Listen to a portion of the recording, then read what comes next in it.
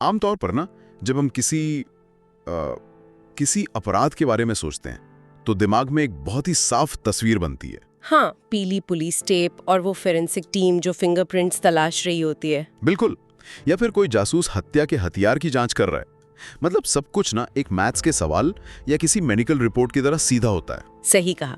जैसे अगर आप एक्सरे मशीन में देखें और हड्डी टूटी हुई हो तो डॉक्टर तुरंत कह देता है कि भाई यहाँ फ्रैक्चर है। मतलब चीजें या तो पूरी तरह सफेद होती हैं या काली। हाँ, और इंसानी दिमाग को ना ये स्पष्टता पसंद है।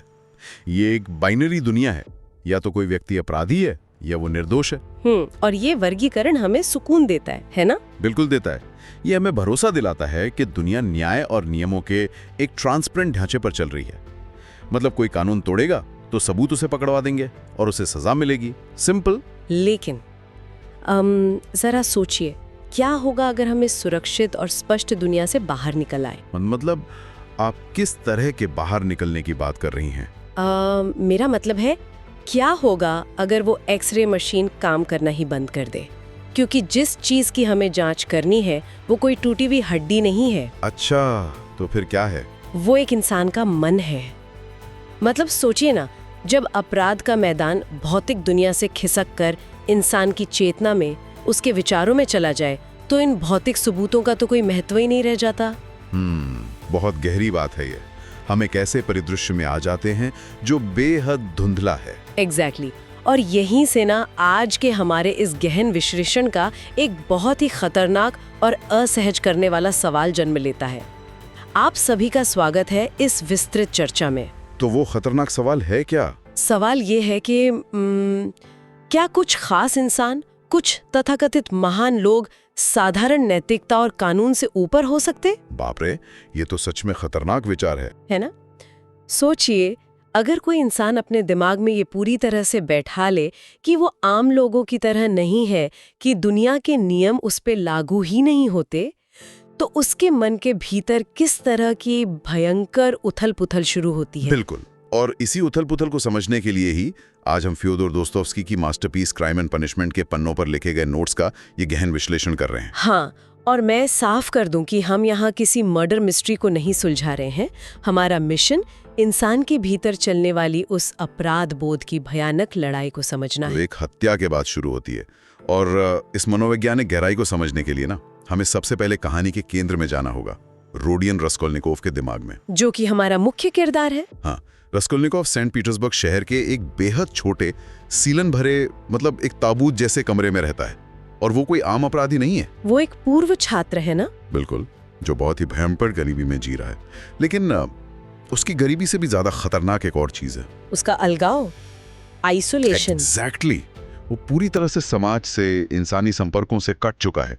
एक मिनट, मुझे लगता है कि यहाँ ये जो अलगाव है ना, यही असली ट्रिगर है। आप ऐसा क्यों सोचती हैं? मतलब देखिए, गरीबी तो दुनिया में बहुत से लोग झेलते हैं, लेकिन जब कोई व्यक्ति बहुत ज्यादा बुद्धिमान हो और वो खुद को एक कमरे में बंद करके पूरी दुनिया से काट ले, तो उसका दिमाग खुद ही एक खतरनाक प्रयोगशाला बन जाता है। हाँ, एक खाली कमरा जहाँ सिर्फ आपके अपने विचार गूंज रहे हो, वो हकीकत को पूरी तरह से डिस्टॉर्ट कर सकता है, विकृत कर सकता है। और उसी विकृत हकीकत में एक सिद्धांत जन्म लेता है। रस्कोल्निकोव का सिद्धांत ये है कि पूरी इंसानियत दो हिस्सों में बटी हुई है। अच्छा, कौन से दो हिस्से? एक तरफ तो साधारण लोग हैं जिनका काम सिर्फ आज्ञा मानना और समाज की भीड़ का हिस्सा बने रहना है, और दूसरी तरफ असाधारण लोग हैं जो इस दुनिया को आगे बढ़ाते हैं। और उसके हिसाब से वो खुद असाधारण है। बिल्कुल। और रस्कोल्निकोव का मानना है कि इन असाधारण लोगों को ना अपने महान उद्देश्यों को पूरा करने के लिए साधारण नैतिकता और कानूनों को तोड़ने का पूरा अधिकार है। रुकिए, ये विचार तो मतलब बहुत जाना पहचाना लग रहा है। अगर हम इतिहास को देखें तो समाज अक्सर ऐसे असाधारण लोगों की पूजा करता है। हाँ, जैसे नेपोलियन या सिकंदर महान। उन्होंने तो इतिहास बदलने के लिए लाखों लोगों की जान ले ली, और हम उन्हें क्रिमिनल नहीं मानते, महान विजेता मानते हैं। बिल्कुल, उनके नाम पर सड़कों के नाम रखे जाते हैं। एग्जैक्टली। तो फिर रस्कोल्निकोव की सोच आज के या इतिहास के किसी भी अत्यधिक शक्तिशाली नेता से अलग कैसे है?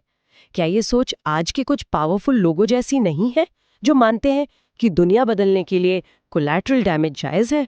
ये एक बहुत ही सटीक पॉइंट उठाया आपने। और पता है दोस्तों, जानबूझकर ये समानता खींचते हैं। रस्कोल्निकोव खुद अपनी थ्योरी में नेपोलियन का उदाहरण देता है। अरे वाह, सच में? हाँ, लेकिन फर्क उस मैथमेटिकल या गणितीय गणना में है जो वो एक हत्या को सही ठहराने के लिए करता है। मतलब वो खुद को किसी महान युद्ध में नहीं देख रहे? नहीं, वो इतिहास का कोई सेनापति नहीं है। वो तो बस एक छात्र है जो एक बहुत ही लालची और क्रूर बुढ़िया, जो कि एक सूदखोर है, बस उसकी हत्या की योजना बनाता है। और यहाँ उसका वो यूटिलिटेरियन गणित शुरू होता है ना? मैंने नोट्स में पढ़ा था कि एक बुरी जान के बदले सैकड़ों अच्छे काम। ठीक यही वो हिसाब लगाता है कि वो बुढ़िया समाज के लिए एक परजीवी है, पैरासाइट है। वो लोगों का खून चूसती है। हाँ, तो अगर वो उसे मार दे तो उसके पैसों से वो अपनी पढ़ाई पूरी कर लेगा और फ्यूचर में समाज की भलाई के लिए अनगिनत काम करेगा। तो उसके हिसाब से ये एक हत्या नहीं है। फिर क्या है? इंसानियत के लिए एक सेवा है, एक नगण्य जीवन के बदले सैकड़ों लोगों का उद्धार। मतलब तार्किक रूप से देखा जाए तो कागज पर ये समीकरण उसे बिल्कुल सही लगता है। ओह गॉड, ये समीकरण डरावना इसलिए है क्योंकि ये बहुत लॉजिकल लगता है। बिल्कुल। अगर हम इंसानियत को, भावनाओं को हटा दें और इंसानी जान को सिर्फ किसी एक्सेल स्प्रेडशीट के नंबरों की तरह देखें ना, तो ये गणित सच में काम करता है। हाँ, लेकिन यहीं पर दोस्तोवस्की का सबसे बड़ा प्रहार आता है। रस्कोल्निकोव सिर्फ सोचता नहीं है, वो अपनी इस महान थ्योरी को हकीकत में बदल देता है। वो हत्या कर देता है। हाँ, वो लकीर पार कर जाता है। और जैसे ही वो लकीर पार करता है ना, उसका वो जो सारा कागजी गणित था, वो एक ही झटके में ढह जाता है। क्योंकि हत्या की हकीकत वैसी साफ सुथरी नहीं होती जैसी दिमाग में होती है। बिल्कुल नहीं। ये खौफनाक है, ये विभत्स है। यहाँ तक कि घबराहट में वो उस बुढ़िया की बेगुनाह बहन लिजावेता की भी हत्या कर देता है। अरे नहीं! हाँ, वो अचानक कमरे में आ जाती है तो कोई महान उद्देश्य नहीं बचता, कोई नेपोलियन जैसी भव्यता नहीं होती। सिर्फ एक घिनौना और खून से सना हुआ कमरा रह जाता है। और मुझे लगता है कि असली कहानी यहीं से शुरू होती है। मतलब हत्या की घटना तो सिर्फ शुरुआत है। सही कह रही हैं। हम अक्सर सोचते हैं कि किसी अपराध की सबसे बड़ी सजा जेल की सलाखें होती हैं, पुलिस, अदालत या फिर साइबेरिया की बर्फीली जेल है। हाँ, वो तो राज्य की सजा है। लेकिन रस्कोल्निकोव के साथ जो होता है ना, वो किसी भी बाहरी सजा से हजारों गुना ज्यादा भयानक है। क्या हमारा अपना दिमाग दुनिया की सबसे भयानक और खतरनाक जेल बन सकता है, जहां से भागने का कोई रास्ता ही ना हो? आप बिल्कुल सही दिशा में जा रही हैं। देखिए, राज्य की सजा की एक लिमिट होती है। कानून आपको कुछ सालों के लिए कैद कर लेगा, लेकिन जब आपकी अपनी ही चेतना, आपकी कॉन्शियसनेस आपके खिलाफ हो जाए तो कोई भाग नहीं सकता। बिल्कुल। रस्कोल्निकोव का शारीरिक और मनोवैज्ञानिक पतन, मतलब उसका जो साइकोलॉजिकल कोलैप्स है, वो हत्या के तुरंत बाद ही शुरू हो जाता है। अपराध बोध उसे अंदर से खाने लगता है ना? हाँ, वो तेज बुखार में तपता है, कई दिनों तक बेहोश रहता है और फिर उसे भयंकर पैरानोया और एंजाइटी घेर लेती है। मुझे नोट से वो सीन याद आ रहा है जहाँ उसे पुलिस स्टेशन बुलाया जाता है। हाँ, जहां वो कर्ज के मामले में जाता है। एग्जैक्टली। उसे हत्या के लिए नहीं बुलाया था, बल्कि किसी मामूली कर्ज के चक्कर में। लेकिन वो वहां पुलिस वालों की बातें सुनकर ही बेहोश हो जाता है। क्योंकि पुलिस को उस पर कोई शक नहीं था, लेकिन उसके अपने नर्वस सिस्टम ने उसे धोखा दे दिया। यस। अपराध बोध का शारीरिक प्रकटीकरण है। मतलब उसका दिमाग उसे लगातार समझा रहा है कि तू एक महान इंसान है, लेकिन उसका शरीर, उसकी अंतरात्मा उस बोझ को उठा ही नहीं पा रही है। उसे ऐसा लगने लगता है कि सड़क पर चलने वाला हर व्यक्ति बस उसी को घूर रहा है। जैसे सबको उसका राज पता चल गया हो। हाँ, वो मनोवैज्ञानिक रूप से पूरी तरह तार-तार हो रहा है। ये सच में बहुत डीप पॉइंट है। मतलब अगर किसी को लोहे की सलाखों के पीछे डाल भी दें, तो वो कम से कम अपनी कल्पना में तो आजाद महसूस कर सकता है ना? हाँ, मन में तो वो कहीं भी जा सकता है। लेकिन जब आपका दिमाग ही जेल बन जाए, जहां आप खुद ही कैदी हैं और खुद ही जेलर, जहां आपका हर एक विचार एक कोड़े की तरह आपको मार रहा है। और उस जेल के भीतर सबसे दिलचस्प और कॉम्प्लेक्स लड़ाई लड़ता है इंसान का अपना अहंकार। ईगो। वो कैसे? देखिए, रस्कोल्निकोव अंदर से टूट रहा है, वो कांप रहा है, लेकिन उसका अहंकार हार मानने को तैयार नहीं है। अच्छा। वो खुद को ये समझाने के लिए कि उसने कोई अपराध नहीं किया है, लगातार बड़े-बड़े तर्कों का, बौद्धिक शब्दों का सहारा लेता है। वो खुद को स्पेशल मानता है। हाँ, मतलब वो इसे गलती मान सकता है, लेकिन वो इसे पाप मानने को तैयार नहीं है। बिल्कुल सही। क्योंकि अगर वो इसे पाप मान लेगा, तो उसे ये भी स्वीकार करना पड़ेगा कि वो कोई असाधारण इंसान या सुपरमैन नहीं है। उसे मानना पड़ेगा कि वो सिर्फ एक साधारण कमजोर सा हत्यारा है। और उसका सुपीरियॉरिटी कॉम्प्लेक्स उसे ये सच्चाई कबूल करने की इजाजत नहीं देता। यहीं पर मुझे लगता है कि दोस्तोवस्की एक ऐसी कड़वी सच्चाई सामने लाते हैं जो हमारे आज के मॉडर्न समाज को बहुत असहज कर सकती है। वो सच्चाई क्या है? हम आज के समय में ना लॉजिक और इंटेलिजेंस को सबसे ऊपर रखते हैं। हम मानते हैं कि अगर कोई व्यक्ति बहुत बुद्धिमान है तो वो हमेशा सही फैसले लेगा। हाँ, ये एक बहुत बड़ी गलतफहमी है। लेकिन रास्कोल्निकोव अपनी उसी हाई इंटेलिजेंस का इस्तेमाल अपनी अंतरात्मा को चुप कराने के लिए कर रहा है। यही दोस्तोवस्की की चेतावनी है। तर्क या लॉजिक हमेशा नैतिकता का निर्माण नहीं करता। लॉजिक तो बस एक हथियार है। बिल्कुल। एक बहुत ही बुद्धिमान इंसान भी ना अपने सबसे भयानक और अंधेरे कामों को बौद्धिक शब्दों से सही साबित कर सकता है। दोस्तोवस्की का जवाब बहुत असहज करने वाला है। केवल बुद्धि इंसान को नैतिक नहीं बना सकती। ये सोचकर ही रोंगटे खड़े हो जाते हैं। मतलब हम अपने ही दिमाग का इस्तेमाल खुद को धोखा देने के लिए कितनी सफाई से कर सकते हैं। हाँ, एक व्यक्ति दुनिया का सबसे बड़ा अपराध कर सकता है और फिर बैठकर एक पूरी किताब लिख सकता है यह साबित करने के लिए कि उसका काम सही था। लेकिन इस घने अंधेरे और रास्कोल्निकोव के अहंकार के बीच नोट्स के हिसाब से कहानी में एक नई रोशनी की एंट्री होती है। हाँ, और वो है सोनिया। सोनिया। मुझे लगता है कि सोनिया का कैरेक्टर इस पूरी सैद्धांतिक बहस को ही पलट देता है। बिल्कुल पलट देता है। सोनिया का परिचय बहुत ही मार्मिक है।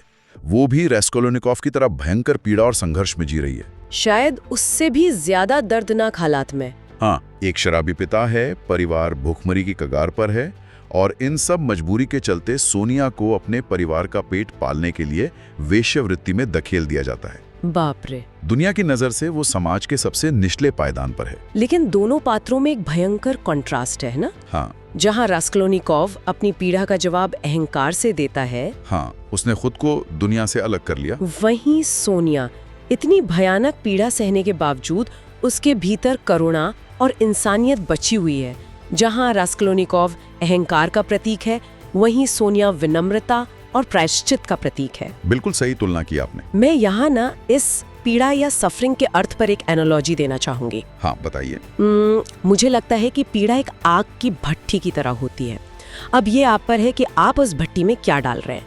अगर आप रास्कोल्निकोव की तरह अपने अहंकार को डालेंगे तो वो आग आपको जलाकर राख कर देगी। बहुत सही। लेकिन अगर आप सोनिया की तरह उस भट्टी में उतरते हैं जहां आपके पास अहंकार नहीं बल्कि ईमानदारी है, तो वही आग आपको सोने की तरह निखार सकती है। बदलाव संभव है। ये भट्टी वाला उदाहरण बहुत ही पावरफुल है और दोस्तोवस्की भी यही मानते हैं कि पीड़ा कोई सजा नहीं है बल्कि वो एक मौका है बदलाव का। सोनिया कोई लॉजिक का सहारा नहीं लेती। वो रास्कोल्निकोव को पुलिस के पास जाने के लिए इसलिए नहीं कहती क्योंकि वो लॉजिकल है। तो वो उसे क्या करने को कहती है? वो उसे चौराहे पर जाने, उस जमीन को चूमने जिसे उसने अपवित्र किया है और दुनिया के सामने जोर से ये कबूल करने को कहती है कि वो एक हत्यारा है। मतलब वो सिर्फ कानूनी सरेंडर के लिए नहीं बोल रही है। नहीं, वो उसे आध्यात्मिक और मनोवैज्ञानिक सरेंडर के लिए प्रेरित कर रही है ताकि वो वापस मानवता से जुड़ सके। वो उसे उस अकेलेपन से बाहर निकालना चाहती है। ये कितना विरोधाभासी है ना कि रास्कोल्निकोव खुद को सुपरमैन मानता था और उसे मुक्ति का रास्ता वो लड़की दिखा रही है जिसे समाज ने सबसे नीचा दर्जा दिया है। और यही विरोधाभास, यही कॉन्ट्रडिक्शन रास्कोल्निकोव को इतना असली बनाता है। वो एक ही समय में अहंकारी भी है और टूटा हुआ भी। वो लोगों से जुड़ना चाहता है पर फिर भी खुद को अलग कर लेता है। हाँ, और यही बात उसे गहराई से मानवीय बनाती है। और अगर हम इस कहानी से बाहर निकलकर आज की दुनिया को देखें ना, तो मुझे लगता है कि 19वीं सदी की कहानी आज भी उतनी ही प्रासंगिक है। बिल्कुल। आप आज के समय से इसे कैसे जोड़कर देखती हैं?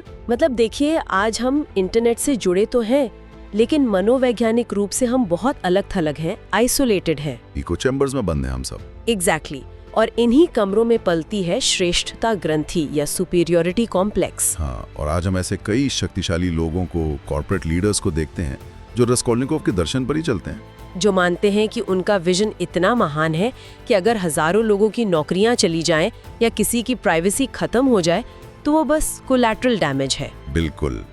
वो भी तो आम लोगों को स्प्रेडशीट के डेटा की तरह ही देख रहे हैं ना। और सिर्फ बड़े लीडर्स ही क्यों, सोशल मीडिया पर आम लोग भी तो यही कर रहे हैं।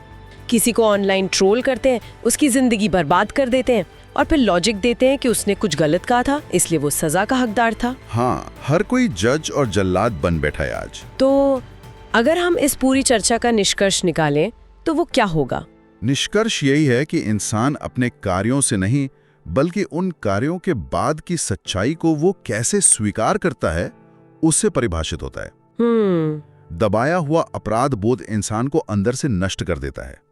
आप दुनिया को धोखा दे सकते हैं पर अपनी अंतरात्मा को नहीं। ईमानदारी से उस पीड़ा का सामना करना ही प्रायश्चित का असली रास्ता है। मतलब अपनी कमजोरियों को अपनाना ही असली ताकत है। बिल्कुल। वाह, ये सफर सच में बहुत गहरा था। और इस विश्लेषण को खत्म करने से पहले मैं सुनने वालों के मन में एक गहरा सवाल छोड़ना चाहूंगी। वो सवाल क्या है? जरा सोचिए, आज की दुनिया में जहां हर कोई अपने तर्कों के आधार पर सही और गलत तय करना चाहता है, अगर नैतिकता केवल एक व्यक्तिगत राय मतलब पर्सनल ओपिनियन बनकर रह जाए तो हमारे समाज का ढांचा कैसा होगा? बहुत डरावना सवाल है। क्या हम भी उसी खतरनाक रास्ते पर तो नहीं चल रहे हैं जहां हम अपनी सुविधा अनुसार सही और गलत की परिभाषाएं गढ़ लेते हैं?